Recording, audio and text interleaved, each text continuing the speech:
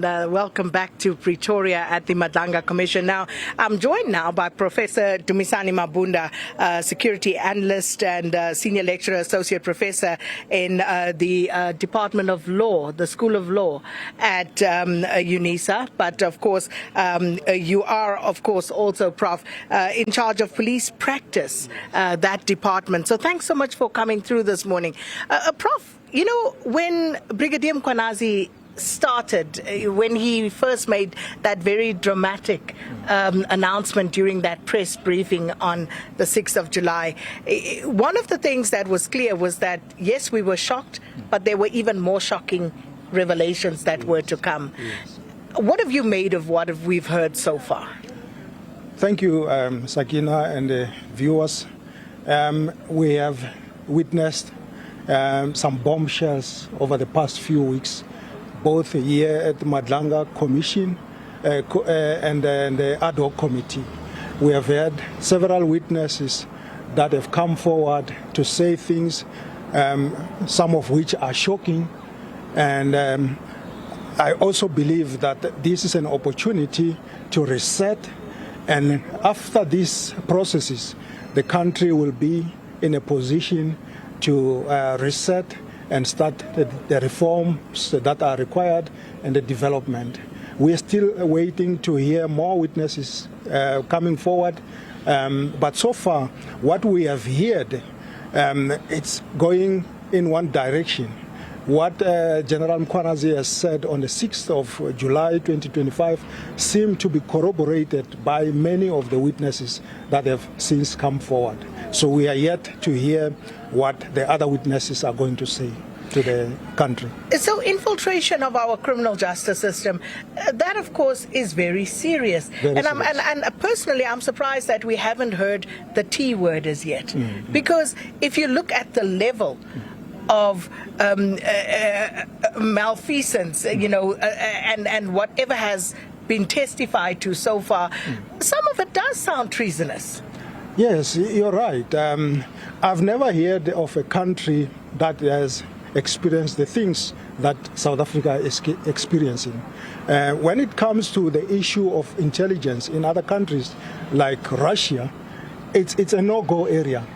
It's not easy for people with money to infiltrate those kind of agencies in countries like Russia. But here in South Africa, it seems that the law enforcement agencies were an easy target for corrupt elements throughout the world. You will notice, Sakina, South Africa attracts people from all over the world. And when you look at the controls in this country, you look at the borders of this country, people just coming in and out.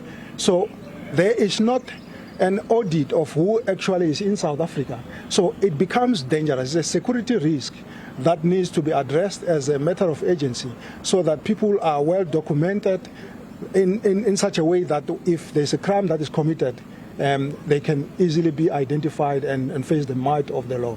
So, Professor Mabunda, if we look at the testimony that has been heard by, as you said, the Madlanga Commission here, as well as the ad hoc committee, looking at the weaknesses in the system, so far we've heard about the South African Police Service and, of course, now the Ekurhuleni Metro Police Department, where there seems to have been clear infiltration by criminal elements into these systems. What are the weaknesses that make it so easy for them to be infiltrated? It starts with people that are appointed in strategic positions. They need to be vetted. People that are holding strategic positions should be vetted. But we have heard so far that in some of these agencies, like the security agencies, some people hold positions where there are sensitive information that they can easily leak to undesirable elements.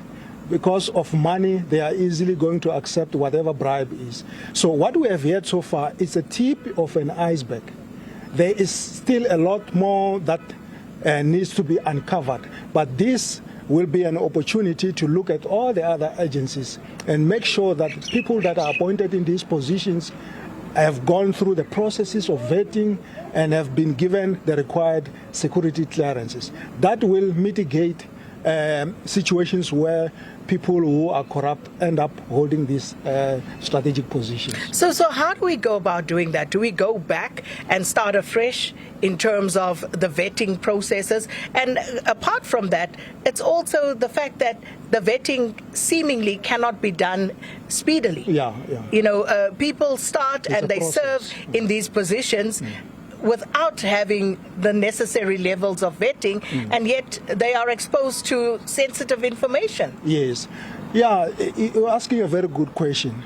I think we need to benchmark as a country to look at other countries, how they go through the processes of appointing people in strategic positions. Yes, in law there is no space for a vacuum. We can't say everything else must come to a stop and then we want to start building the intelligence agency, for example, or we want to dismiss all the police and start all over again. Because I can tell you, not all the police officers are corrupt, but the process can start now to fast-track these vetting processes and then as soon as possible remove these bad elements before it is too late, because the road appears to have gone deeper than what we know today.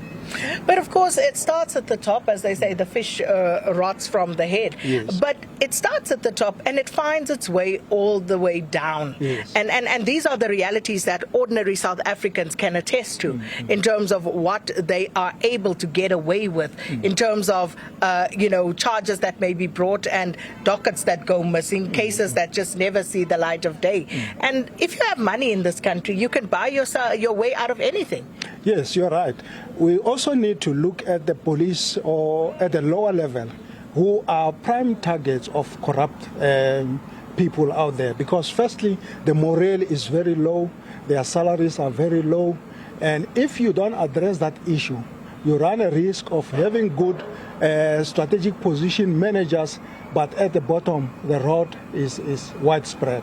So we need to also look at the issue of a body cam, for example, for police officers, so that whatever they are doing can be recorded and audited, so that but we can there doesn't avoid. seem to be any political will, there's no political Prof, will. because you work in a department where you teach policing practice, among other things, and you know that there have been several suggestions made of possible solutions as to curb some of these wrongdoings within the policing practice.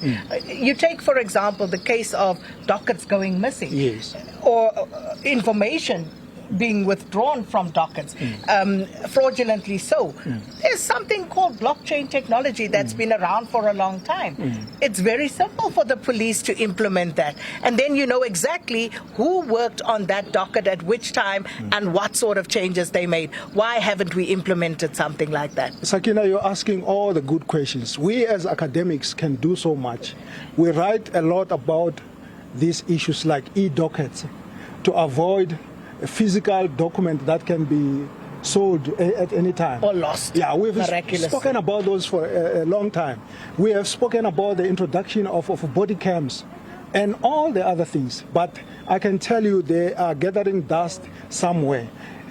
Let me come to the commissions of inquiries. We have had good commissions of inquiries in this country where good recommendations were made. But I am yet to see the implementation of some of these good recommendations. The Zondo Commission recommendations, for example, where the Judge Zondo at some stage vented his frustration to say, I pointed certain things and certain individuals, but at a later stage, I was forced to swear these people in positions of authority. So you are right, there is no political will. These commissions will make good recommendations, but who is going to implement that is a question that you and me can answer. So that brings us to the issue of national security. Because ultimately that's what this speaks to. Because we've only to date heard about this criminal infiltration in the South African Police Service and now Ekurhuleni Metro Police Department. We've not yet ventilated the other metro police departments like Joburg and Tshwane. We haven't heard that detail as yet. We haven't heard what's happening in the correctional services space. We haven't heard, for example, what's happening in the SANDF space. And even there, you know, when you have 12 members of a highly trained unit on trial, national security is sitting with serious problems, it would seem. You're right, Sakina. The national security is compromised. The security of this country is under threat.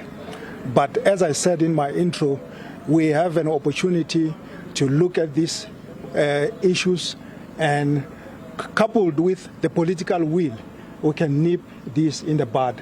Yes, the agencies that you have mentioned, the correctional services, it's one of the areas that has to be looked at, because most of these dangerous criminals end up at that facility.